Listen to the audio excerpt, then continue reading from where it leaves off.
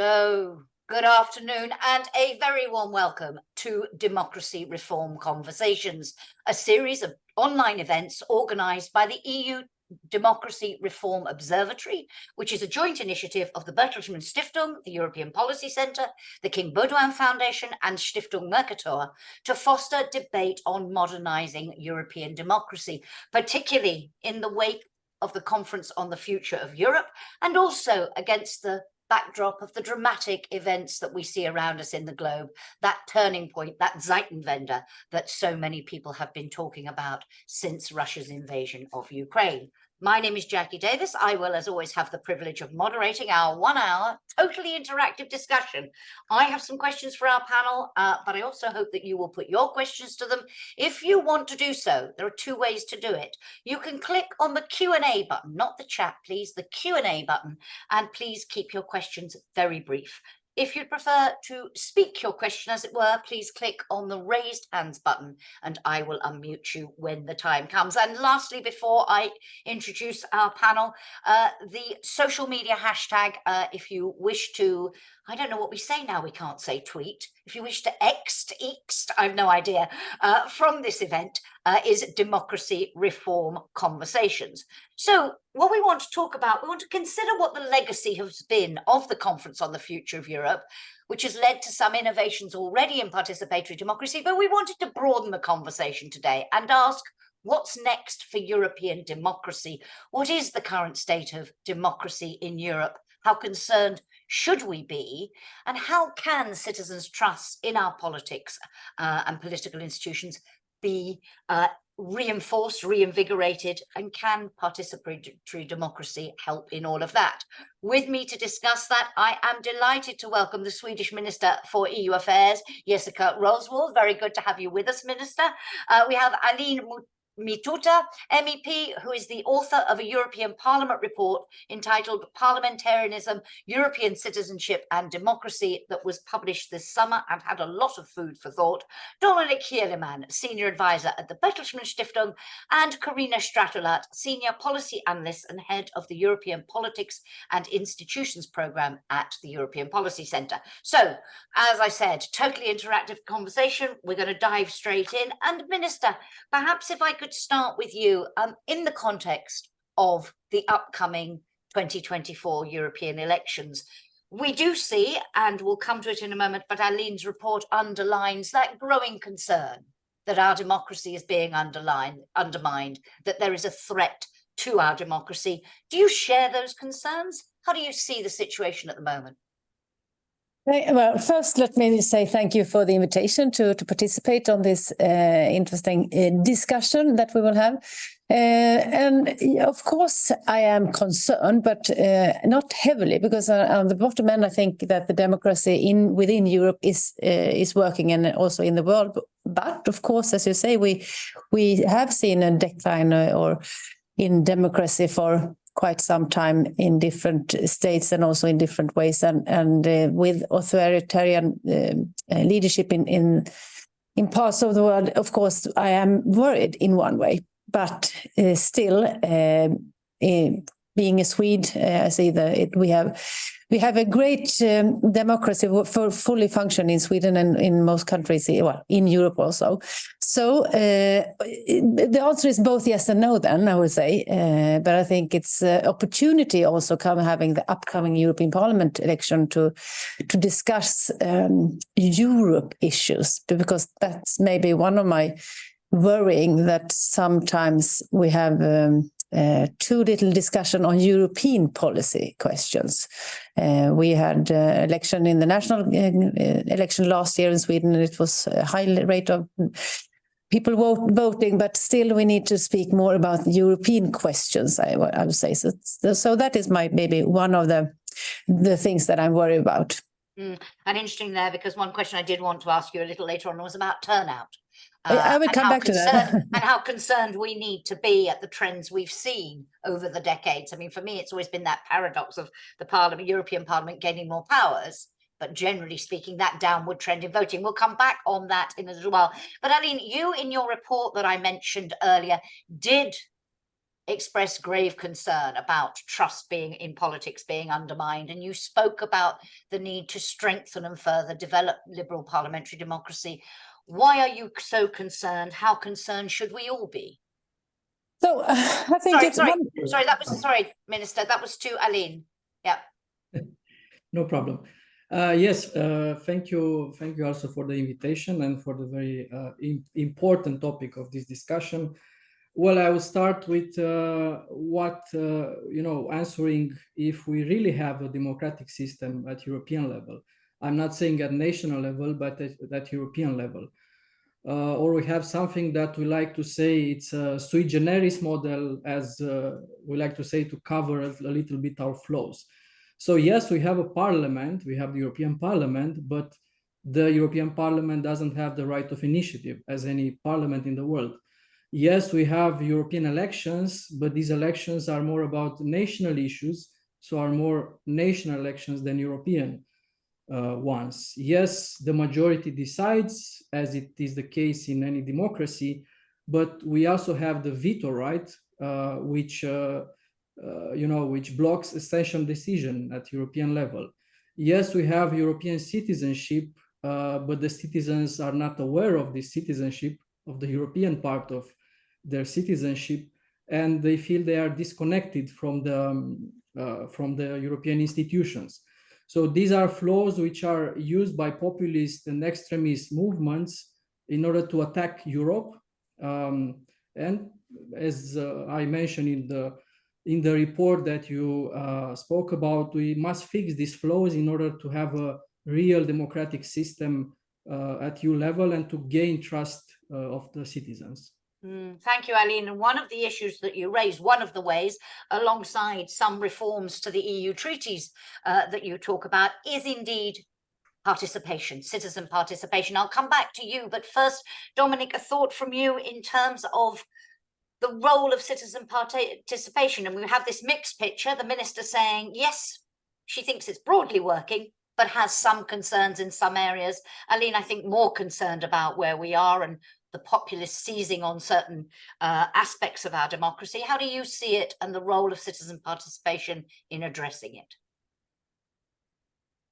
Well, I think first of all, it's the strength of any democracy to be concerned about our democracy, and democracy is the only system that allows its citizens to being put in question. So it's actually a strength of democracy.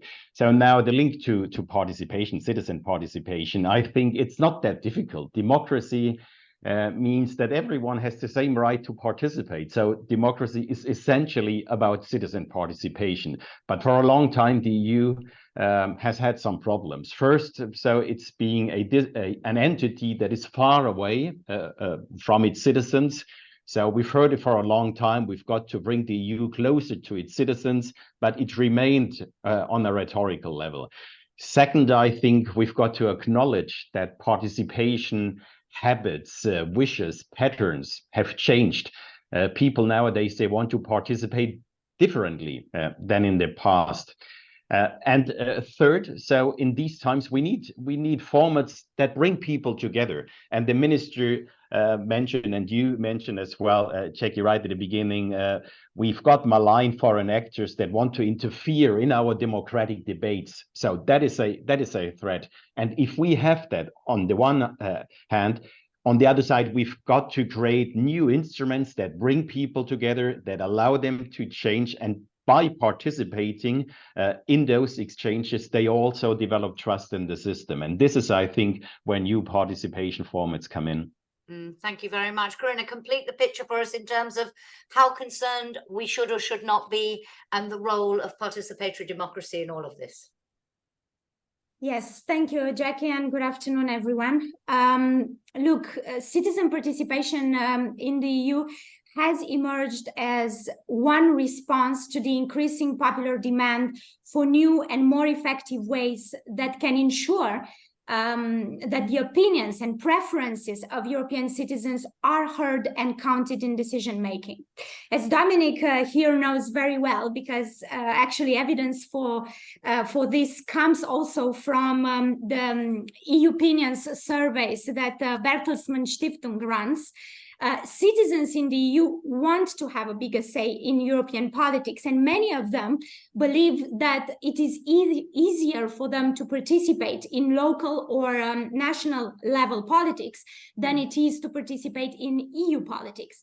This means that the European Union is increasingly under pressure to evolve in the direction in which it can better accommodate civic dialogue and public involvement in political affairs. And of course, more recently, this sort of evolution has translated in experimentation with various citizen participation instruments. We tend at present to speak a lot about the Conference on the Future of Europe, but of course, before that, there was the first European Citizen Panel, then before that, the European Citizens Consultations Process, before that, the European Citizens Dialogues, and so on and so forth.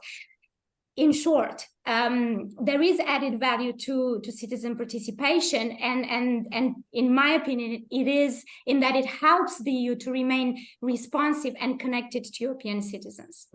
Thank you. Minister, broadly, that question of citizens feeling connected, our speakers here drawing a distinction between how they feel about their role in national politics and EU politics. And you pointed to it when you talked about the European elections and your concern about whether we would really talk about European issues or whether this will become 27 national elections. How do you see bridging that? I mean, we talk about a democratic deficit at EU level. We don't tend to talk about it in the same way at national level. But others say, no, that is overwrought and overconstrued. Do you think we have one? And if we do, how do we address it? How do we get our publics to feel that engagement that they do to a greater or lesser extent at national level? That is a very good question. And I would say I share with a lot of things that I said. And I think that maybe I don't agree with that. People don't think it's easy to vote in the European Parliament elections, but they don't feel connected with the questions that we are discussing. And my hope, traditionally in Sweden, we also have had this more or less voting pro or against the government in Sweden, and that I hope that this election maybe will have another angle due to the war against Ukraine from Russia's aggression. Because I think from a Swedish perspective, I feel that people in Sweden actually think that the European Union is closer in one way because we see the security issue is connecting us. But on the same time, I totally agree with Dominik saying that we have discussed for a very long time about how to make Europe closer to our citizens. And still, we became member for 30 years ago, but still people in Sweden say we in Sweden and they in Brussels, which is for me as Minister of EU Affairs, and I think that you can ask any Minister of EU Affairs in Sweden, no matter what color he or she is, that this is the problem, of course, and that is a problem that we have to discuss and approach. And what do you think is the key in next year's European elections to overcoming that, i.e. to get people to talk about European issues? Is it the responsibility of politicians like yourself to make sure that the debate is framed in that way, or are there other things that we need to do? Thought from you, Minister, and then also from you, Alin. Thank you. No, but I think that I hope that all the parties in Sweden will discuss and of course all across Europe the things that EU actually can solve, like climate, like security, like migration. And migration will be a big discussion, and we cannot solve these issues by ourselves.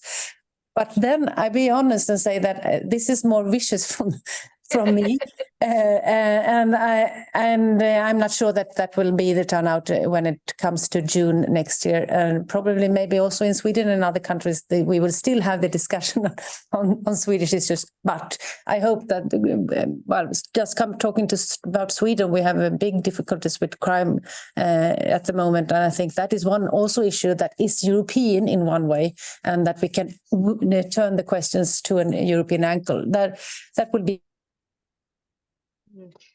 Thank you. I think the minister has just left there momentarily for us, and that will raise a question we'll come back to in a little while. You mentioned climate, those issues Europe can do something about.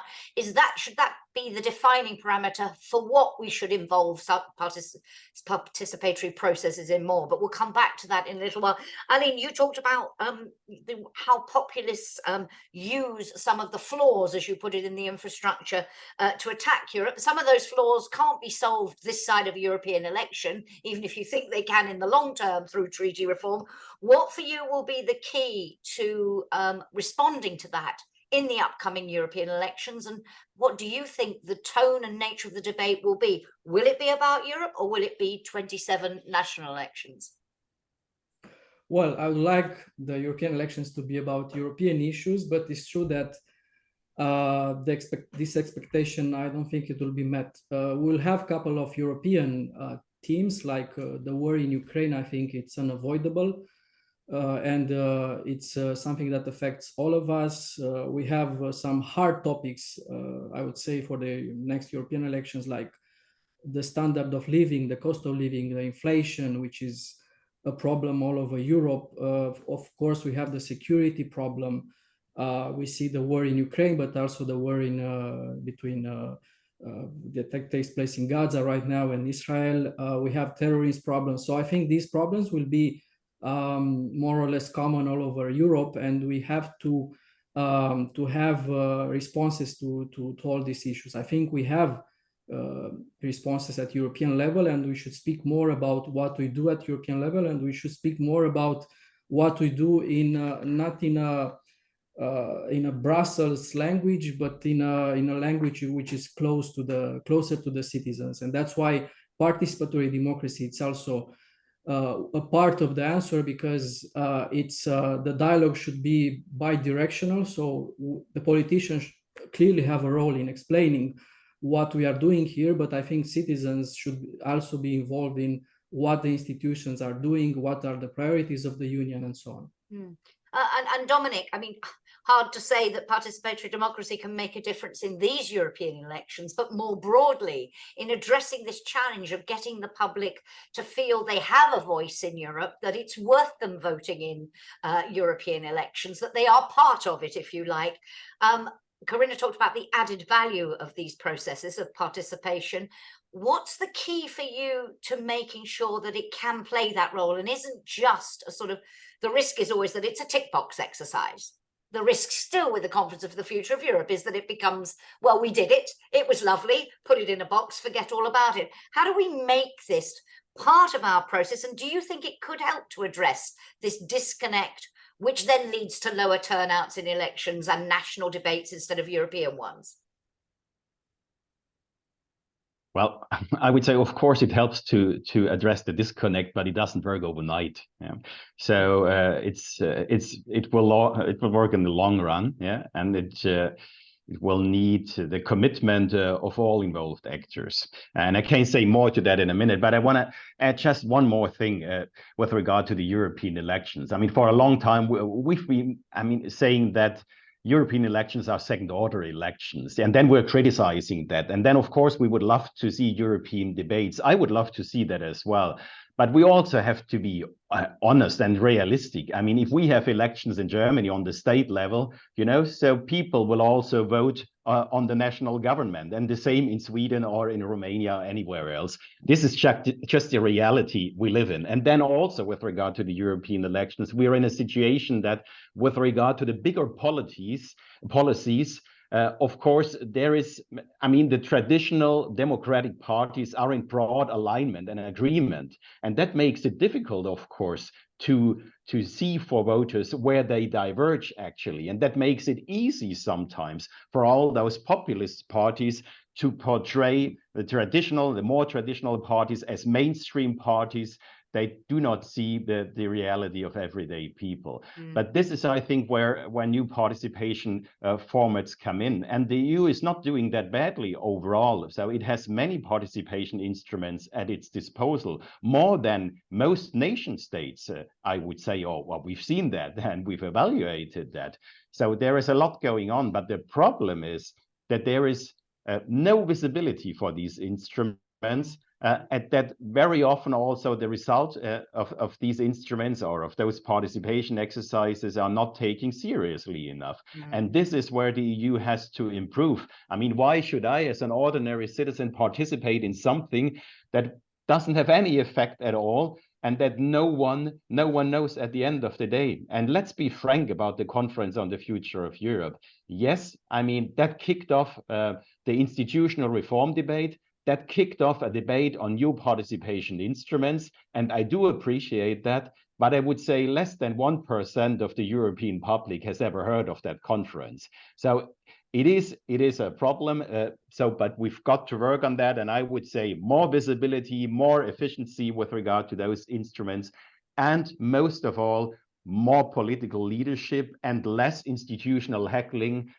between those who sit here on the right-hand side of my window and on the bottom of my window, so between Parliament and Council and Commission. So we need a joint approach for that. And indeed, the Observatory published a paper last month where it talked about the importance of an interinstitutional approach to all of this. You need an agreement to define when these processes should be used, how they should be used, who should be responsible, and so on. But Corina, I want to come back in a moment on this point. You talk about all these multiple of instruments. Alin's paper talks about fragmentation because there are too many and they don't come together. Alin, in a moment on how we solve that. But for Corina, you talked about that added value. That added value, Dominik says, will take time. It works in the long run. Is there anything in the short run in terms of the next European elections? And how concerned should we be about turnout, given that turnout also is falling in national elections in many countries? Many questions there, Jacki. I mean, on the question of turnout, we had an interesting discussion recently, and somebody brought up the point that the interesting point that needs exploration of whether we want more turnout, higher turnout, but it depends a lot on who shows up as well, who turns out to vote. Because of course, if you do have a more radicalized, more extreme sort of voter that goes to the polls, then of course that can have an impact on the results and then the composition of governments, but also parliaments. Traditionally, we know that that the mainstream voters are those who tend to abstain, and if turnout is low, then more marginalized peripheric parties tend to have greater success. That was the traditional understanding of how things work. But it is a question of investigation to look at whether the values and the tendencies in the electorate have shifted, have moved as a result of many different changes, including the poly crisis and its implications, and the volatility and the uncertainty and insecurity that people are experiencing constantly.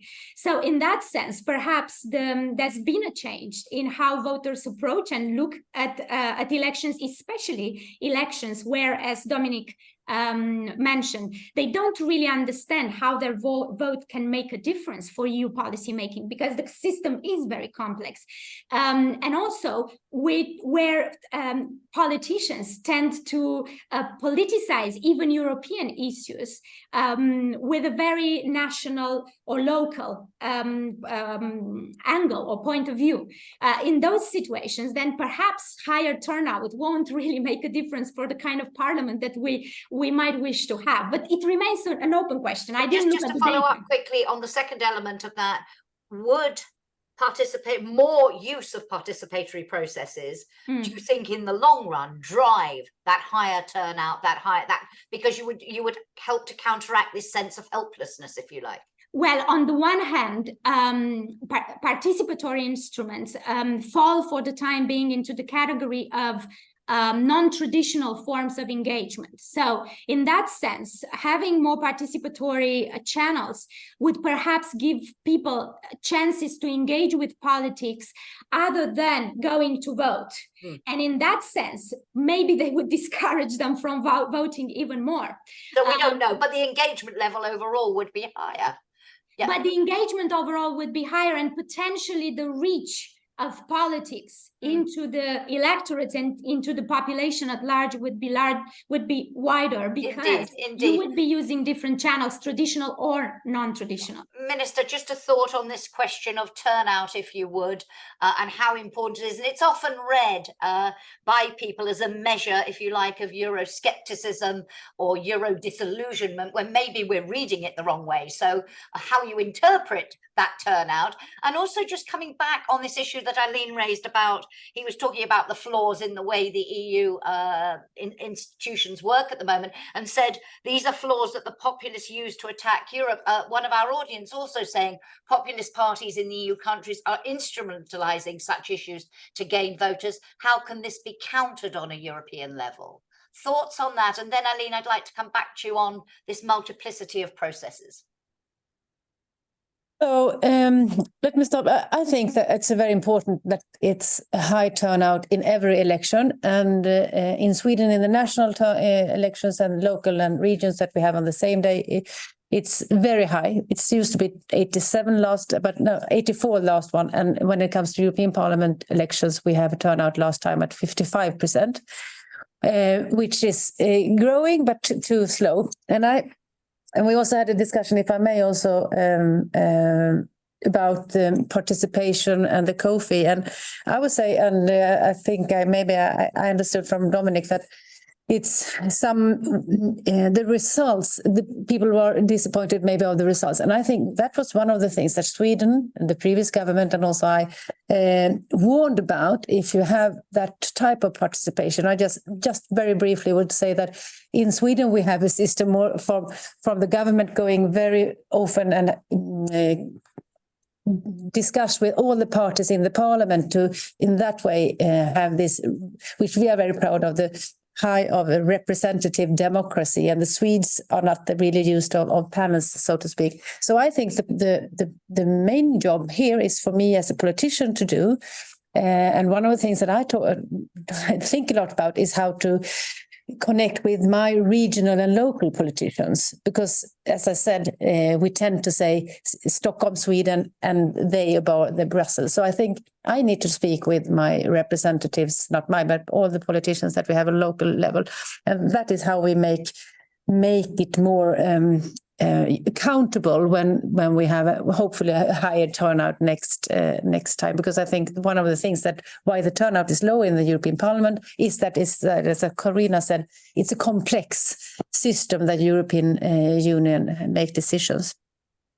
So I think, and just one thing, I think also important for me as a politician, and that is not only when it comes to European politics. I think that why the discussion, it's important for me as a politician to actually take care of the problems that people see. And sometimes the European Union, in my view, talk about other things that it's not that really that don't feel important for people.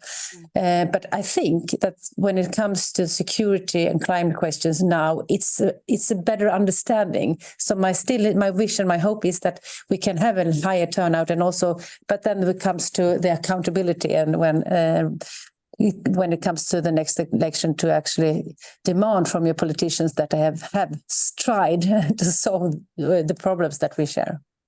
So, Alin, just coming back to this point Dominik was making, he said there are many participatory instruments, indeed many more than at national level in some countries, but he said a lack of visibility. Your report points to the fragmentation of all these processes as one of the key challenges.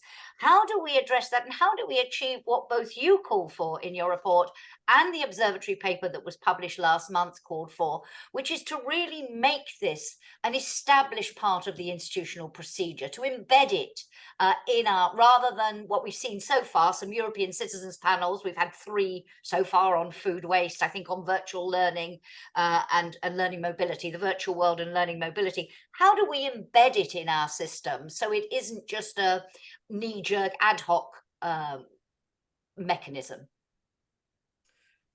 Yeah, first of all, yes, I fully agree with Dominik. the fact that less than maybe 1% of the population, and that's optimistic, heard about the conference on the future of Europe. But that doesn't mean that the citizens are not interested in participation mechanisms. That's a completely other thing. So that's why I think, and this is what my report says, is that we should not have only a one-off event, hoping that with the conference on the future of Europe, everybody, all the 450 million citizens will hear about this. So we should have this exercise more often. We should have it annually. That's why I proposed in the report to have this European Agora, which should happen every year, and in which we should ask the citizens what they think should be the priorities of the Union for the next year. Because yes, right now we have a couple of participatory instruments. We have the European Citizens Initiative. We have these panels launched by the Commission, but the problem is that these panels are on very specific topics like learning, mobility, things like that, which are really technical. I don't think that the citizens want to be asked about so specific issues. They want to be involved in saying what they feel should be the priorities of the Union. That's why we propose this European Agora, which should be connected to the Commission work program and the State of the Union address. Because let's be frank, the State of the Union is more like a Brussels bubble state of the Union. It's not the Union; it's the Brussels bubble. So we should make it really about the citizens. Isn't there? But Alin, just if I may interrupt for a moment. Sometimes people argue, yes, we should ask the big questions. Use citizens' participation for the very big questions. But other people then say, yeah, but if you ask very big questions, you get very vague answers and it goes off in all sorts of directions. So others say, no, we should pick key legislative proposals that really affect the public, that they will want to have a say on, and do it then. So there are arguments both for your approach, which is that strategic approach, and for the more... Are you arguing only for the strategic approach, or are you arguing to have the two running in parallel? No, I think we need both. So we need both citizens panels on specific topics. That's very good. And by the way, we have so many participatory instruments at European level that I think we need a sort of one-stop shop. So we need to put everything in a single website or something like that, and for the citizens to know what they can do, how they can influence the policy making. But on top of that, what I'm saying is that we should also consult citizens on more strategic strategic issues, like what should we do next year as a union. And I'm saying just consultation. I'm not saying that we should replace representative liberal democracy. We'll come back on that. Come back on the relationship between the two in a moment. But Jacki, really talking about making it permanent. Dominik, for you, would you agree with Alin's assessment of what citizens should be talking about? Should these sorts of mechanisms be permanent? Should they be more ad hoc? And if they're more ad hoc, how do you choose what you want the citizens to talk about? Yes. Okay. I've tried to make it interactive and interrupted you. So back to your question. So the big questions. Look, migration and immigration is a big question. It's one of our biggest questions we have to deal with in Europe. It's a big question actually in Germany, where people have the impression that government is not dealing with it properly. A lot of people. So it's a really big question, but it's not a vague question. So there is options on the table, as Alin mentioned, to connect that to what is also at stake at the European level, and what all the institutions have to do in the future. And of course, that has to be connected to the normal policy cycle, to a yearly cycle. That has also to be connected to visible events like the State of the Union speech. So, and this is a chance, I think, and that chance needs to be seized. So the learning from the conference on the future of Europe is, and I really acknowledge that many inside the institutions see the value of these new forms of citizen participation. There is a cultural change. There is also more trust vis-a-vis those methods, but we're not at the end of the development. So people, they need to see that that the actual change is happening. And for that, of course, we need the institutionalization of those formats. Institutionalization doesn't mean we've got to change the treaties.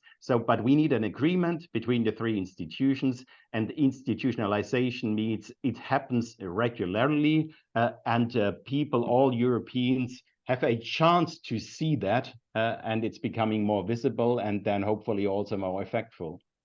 Corina?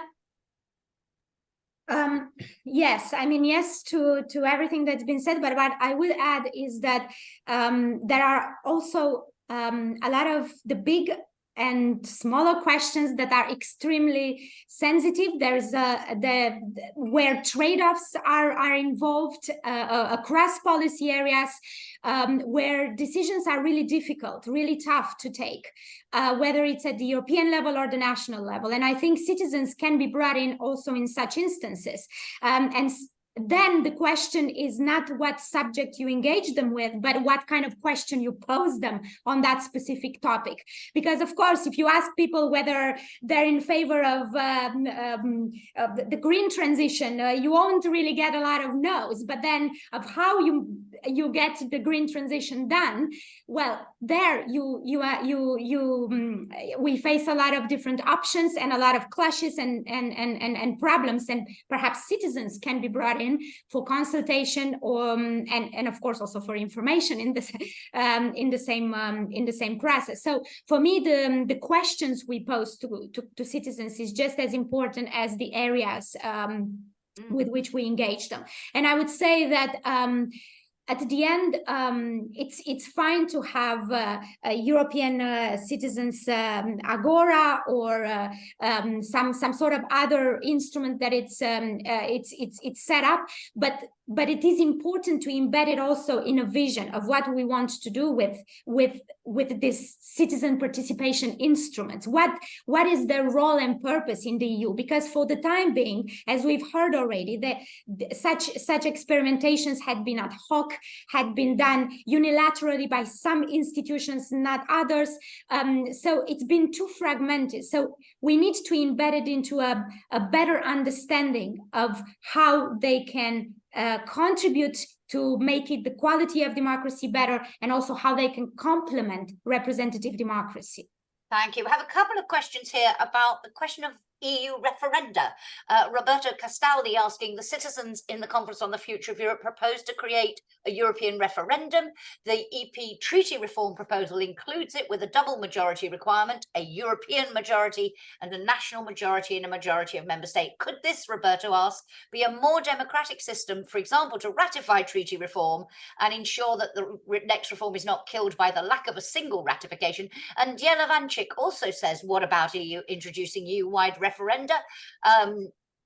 How can this be realized? Maybe through the European Citizens Initiative, for example. And just one comment, and perhaps, Minister, just throw this into the mix. John Palmer, I know you raised your hands, John. We've got a lot of questions, so I'm going to read out your question rather than give you the floor. Surely the major responsibility, says John Palmer, for ensuring the health and development of EU democracy depends on the participating parties. It is, he argues, the lack of clear commitments to the range of policy areas that adds to the indifference of voters. It is the responsibility of our political parties to spell it out. Ditto social, economic and environmental policies. Minister, your reaction to all of those thoughts?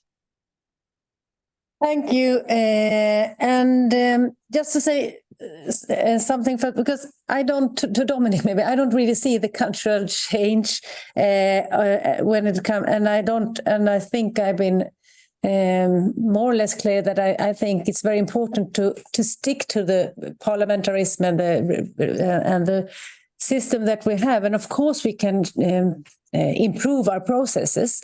But, and I also want to add that I'm talking very much about Sweden here, because that's the thing that I really know about. And in Sweden, people really like the EU.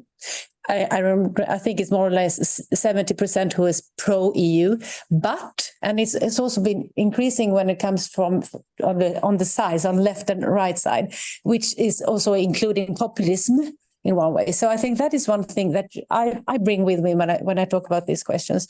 So I think that is the if we can change and we will and improve the processes, I think we have to start to talk about the questions. And that's why I'm quite I don't know the word in English. Not that much in favor of an EU referendum. I don't think that will answer the questions on how to higher turnout. One thing that I may add, and that maybe is also the question to the last question you said about how can we improve, and we have seen a lot of improvement in different member states when it comes to transparency. And we had the Qatargate and all these questions that, of course, in one way, is not that positive for politicians all over. But I think here is something that we can do more in all our member states, of course, also in the European Parliament and the Commission, and putting forward that kind of suggestions at the moment. But I think that I need, and my colleagues need to work more with the issues and have a broader discussions at home instead of having panels, because I don't think that's I'm to be honest, I don't think that would work in Swedish context, and I think it's less than 1% in Sweden who actually knows what the Conference of Future of Europe was. And that brings us, Alin, back into this question of the relationship, which I stopped you from talking about earlier, between representative democracy and participatory democracy. That Erwin Mayer, adding to those questions about EU referenda, says, where is direct democracy in this EU reform debate? Ancient Greece, says Erwin, combined lottery-based democracy, direct democracy in the agora, and some elections. How do you see this relationship between the two? Do you see a role for European-wide referenda? And how do we make sure, is there a risk of a clash between them? Can we avoid that? Well, look, Jacki, I think speaking also about what Corina said earlier, what is the vision? Why do we need this kind of participatory instruments? So the issue is that we haven't really updated or upgraded our democracy since 1800s, since 200 years ago. So technology, instant communication has changed the relation between the voter and the politicians and the representatives. So that's why we need more participatory mechanisms. This is the vision. We need more participatory instruments in order to have more trust in the European, in the representative institutions. Because now citizens have solutions. The politicians don't have anymore the monopoly on the information. They don't have a monopoly over the solutions.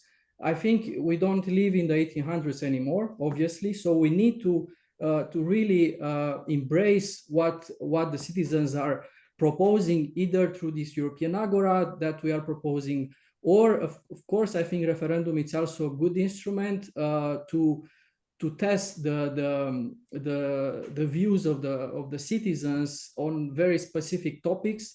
And I think that should work in the situations, for example, when we have problems at European level where the citizens with a referendum can unlock a certain situation. And we have many topics on which the debate at European level is locked, and we can unlock it by referendum. Thank you. Dominik, on this question of referenda, but then more broadly on this question of the relationship between representative democracy and participatory. I think we shouldn't make that debate too academic with regard to representative democracy and participatory democracy, because of course representative democracy is about participation in its essence as well. When I was alluding to the cultural change that I see, then is it exactly basically what Alin just was saying. We've got here a member of parliament who's advocating for more and new and more modern formats of citizen participation. And we wouldn't have had that, I guess, in the European Parliament some 10 years ago, because there are a lot of politicians who have been afraid of advocating for these new forms because they thought they put themselves into question and their role, which is not the case, you know. Democracy overall, the definition of politics is we've got polity institutions, we've got political processes, and we've got policies. Policies change all over the time. Political processes change. but also polity, also institution has to change and has to adapt. And I think this is at stake. If we just want to preserve what we have with regard to institutions, then there is a risk that at the end of the day, these institutions will crumble. And I think we need that openness to change also with regard to our institutions. Now, with regard to referenda, I mean, let's be political about it. It's just not on the horizon at the moment. You know, you would have to change the treaties in order to get a European-wide referendum. And I do not really see a majority for treaty change, or a unanimity for treaty change, at least with regard to that aspect. Come back on that with the minister in a moment, because there's a link to that in the questions. But Corina, quickly from your perspective on this question of EU referenda in particular, but more broadly the relationship between the two. And as Dominik said, 10 years ago when I moderated discussions like this, you felt real hostility from members of the European Parliament, indeed from national parliamentarians, to the notion that we needed another set of processes. Do you also believe that debate has evolved enough to make these coexist very effectively? Well, I do think that the debate has evolved, and our way of looking at our democratic problems has very much evolved. I do agree with that. Generally speaking, I'm not a big fan of referenda. We know that they come with quite a lot of risk, and I think the risks that they hold in the European context are significant. First of all, if you are to have a referenda that puts to people very simplistic options, I would worry very much about that, because Europe is not about dealing with easy kind of solutions to very simple problems. It is about, deciding on trade-offs, making compromises. It's about discussion. It's about the common denominator, all of which a referenda is very difficult to present it as a yes or no or A or B. That's one thing. But the other thing, and this was also a lesson that has come from the Conference on the Future of Europe, it highlighted again that the general European public has very little knowledge, understanding, awareness about what the EU is, how it works, what it does. So in that sense, going to people asking for to choose between different options, which they don't understand and which they cannot contextualize in a European fashion, I would worry about that. Of course, you can have something like this set up, such an instrument, if you have a EU-wide debate about the issues in questions. But how are you going to generate that EU-wide debate? You cannot have it for the European Parliament elections. How are you going to have it for a referendum? And finally, on the question of the clash between potential clash between representative and participatory democracy, I do not really think we have an issue there, because we're not even thinking about replacing elected politicians or representative models of decision making with citizen participation. And I think establishing channels or instruments by which citizens are consulted at particular points or in specific instances is of course a change, of course, with the past, but is not equivalent of replacing the representative system as such. In fact, I would even argue that by treating citizens as not just as participants, but as representatives of other citizens, you basically enhance rather than undermine representative democracy. I'm tempted here to step out of my moderator role for 10 seconds to point to what happens when you have a referendum. I speak of the country I know best and what the public now says about what they did and did not understand about what they were voting for. But leave that aside. Minister, a specific question to you from Andrei Demidov in our audience. Andrei, also part of the observatory team, saying, should, in your view, the introduction of transnational party lists be the next necessary step in advancing European democracy? And I don't know whether I can tempt you into this one. Roberto Castaldi asks whether he says on November the 9th, the European Parliament will vote on comprehensive treaty reform proposal based on the Conference on the Future of Europe proposals. Will Sweden vote in favour of a convention to reform the treaties? I don't know whether you'll go there or not, but on the question of transnational lists, particularly because we are focusing a lot today on the European elections. No, thank you for both questions then. No, and actually I can speak from most of the parties, all of the parties in Sweden, not most of the parties, 7 of 8 in Sweden, that from a Swedish perspective, we don't think that transnational list would solve more common and integrated European policy question for the voters. I would say that is not the answer that we think. Maybe I can also just say something short about the convention question, and that is one thing that I would like to also. We don't see the necessity to have that, and I would also say when it comes to treaty changes. I also think that is not a way to go at the moment. We have too many very, very important questions on the table that the people in Europe really want us to not solve and move forward. So we should not start the discussion on institutional questions. That is not what my voters and my people would like me to work more on. They want me, and they want me to solve, as I said earlier, and not only me, of course, all the politicians, to actually have results on questions that are in the problems that we have at the moment with criminality, climate, and so forth. Thank you very much. Transnational lists, Alin, is that part of the answer? Definitely, it's a part of the answer, because as we spoke at the beginning, we need to make the European elections more European and less national. We should speak about what should be the role of representatives, as I am, in the parliament. Here in the parliament, we don't do legislation for Romania or for Sweden. We do legislation for all Europe. So I think we should speak about European issues in European elections. Otherwise, if we speak about national issues, this is something that is not right. Can I ask you one other question? Carl Dolan in our audience asks whether the European Economic and Social Committee should be replaced by a permanent EU Citizens' Assembly, and if it should, what powers should it have? Is that an idea that you think, Alin, has some currency or not?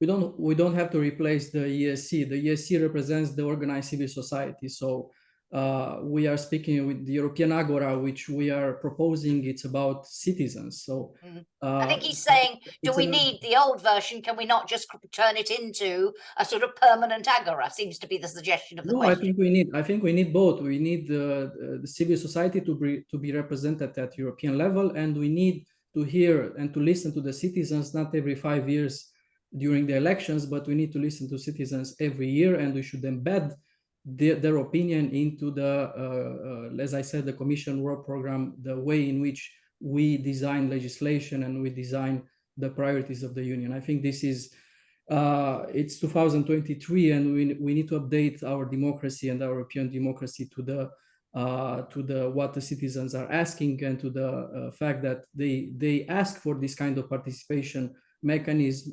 In every Eurobarometer that you look at, the European citizens ask for this. They want more information, they want to be involved, and we saw that also in the conference on the future of Europe. And I really miss the freshness given by the citizens in the Strasbourg plenary of the parliament. I miss this kind of freshness that the citizens bring to the European democracy. And surely you're not suggesting your colleagues don't bring a breath of fresh air in every debate you have, heaven forbid. But Corina, I just wanted to ask you about one other thing, and also to Dominik, and then I just have one last question to wrap up. By the way, we have some questions about specific elections in specific member states. I haven't gone into that today just because we don't have time to go member state by member state. But my question really related to something that was highlighted in the observatory paper published last month, which, if you haven't read it, ladies and gentlemen, I do urge you to take a look. A lot of fascinating ideas for how we move forward. But one of the key issues it talks about is the institutions working together. Because we've seen the Parliament make various proposals. We've seen the Commission institute European citizens panels, but no commitment from other institutions to take up what those panels propose. Merely they will influence what the Commission does. How, for you, what is the key? We talked about what topics, but we didn't talk about who should run them. And how you decide which institution should do what. Just a word to that, if you would, to be very practical about how participatory processes should work in practice. Thought from you and Dominik, and maybe Alin would like to react, and then I have one final question to you all. Okay. I want to answer your question, but I also want to make a remark because I've heard from the minister, for instance, she has highlighted the fact that in her role, she's noticed that the voters and the electorates want politicians to take care of problems. And of course, she highlighted also a series of very important problems, especially in Sweden, like climate, security, crime, and so on. And I just want to say that as far as I'm concerned, and this links a little bit with the discussion on populism and radicalization, I think that people don't just want politicians to provide the solutions. I think that is very appealing when populists come with very easy solutions to them.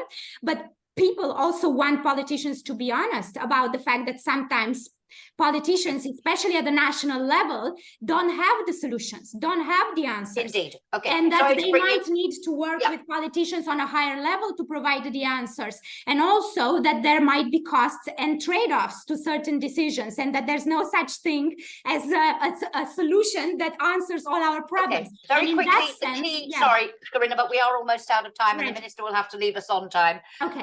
The key to which institution, who runs these processes? Right.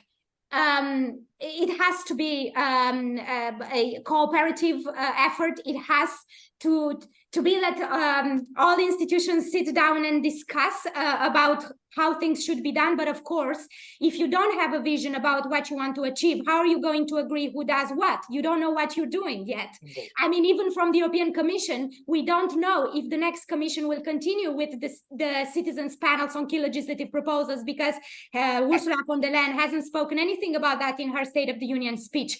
So, you know, without a vision, you can't have the implementers or a division of labor. I'm going to leave that question there because we are almost out of time. And as I say, I've promised to let you go on time. And I really wanted to come back. And this is a question I'm asking in all our conversations.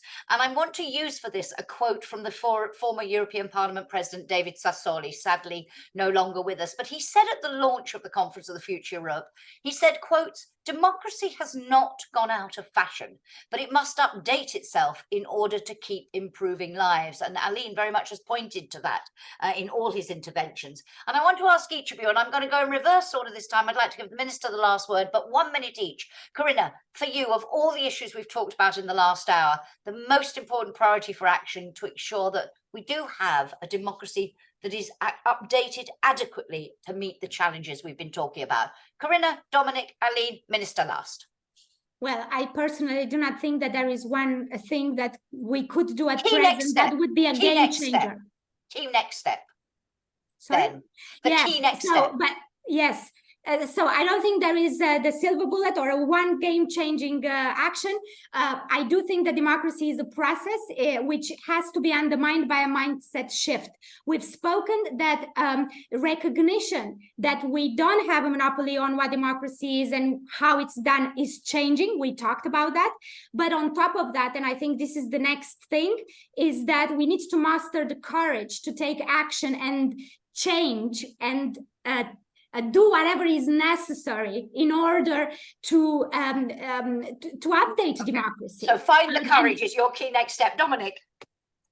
Yes, no silver bullet. I'm here with Corina, but democracy, I would say, is our daily morning gymnastics. So it's all about finding the right balance. So we need to strengthen the core of democracy, and we need in these days resilient institutions. We need to be resilient. There are actors that want to interfere, that want to destroy democracy. But at the same time, I firmly believe we need to allow change. It's not enough to stick to old procedures and institutions, because if we just do that, then they will break down eventually. Thank you. Alin. Key next steps. European Agora, which should be set up as soon as possible. I already discussed with President Metsola, with Vice President of the Commission, Suica and Jourova. They are open to set up this process. We are willing to do it together with the Council, with the Commission and the Parliament, of course, and we will, of course, engage in this kind of discussions with the three institutions. Then treaty change, we will vote this Thursday in the AFCO committee on our report on treaty change, we expect the Council to also act as soon as possible and launch the convention. I think we need the convention to be launched. And third, I think, of course, go to vote 6-9 of June next year. All of us who are pro-European should go out and vote, because the next parliament, the next 5 years of the European Union will depend a lot on what we do next year. Thank you very much, Alin. Minister, you have the last word, your key priority, key next steps. Thank you. Just, of course, I have a vision with my being a Minister of EU Affairs, and that is one of the things that I work with daily and on a daily basis. I just also would like to emphasize that I try to not educate, but inform and talk a lot on European issues with teachers, with young people, and so forth. And I also try to have more Swedes in the institutions. That's the one thing that we can do from Sweden.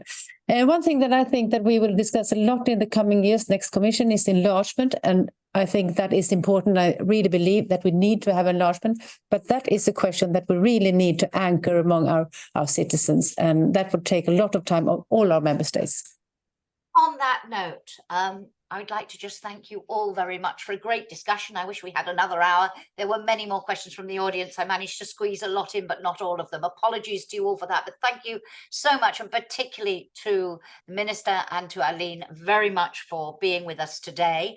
Our next democracy reform conversation will take place on November the 6th, and we will have as our special guest then Guy Verhofstadt, MEP, as we talk about Europe Reimagined, exploring European reform options, an issue we've already touched on today, but we'll delve into in a lot more detail in our next conversation. So thank you all very much. Thank you for joining us today, and thank you for your questions. And till next time, for those of you who I hope will join us for the next conversation. Thank you very much, and goodbye.